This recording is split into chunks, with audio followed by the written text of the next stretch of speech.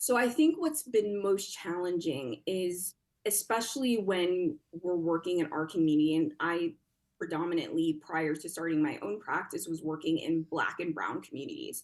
And so that's the communities that I was working in. I came back to Chicago and I worked on the south side of Chicago. And so Black and Brown was who I was seeing. I think the thing that's been tough is there's an access issue. So not only are we not knowing very much about our health, we also have limited resources.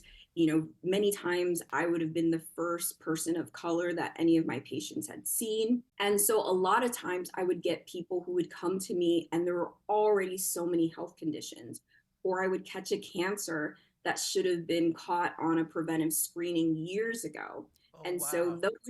those are the things that were most challenging for me. Or someone who would say, a patient whose kidney function wasn't doing so well, but they were never told. And so it was kind of this idea that, like, oh, well, that's so common in our community, so that it wasn't even thought about as something to tell a patient. So then I'm telling them, you're at stage 3, out of 5 for your kidney function.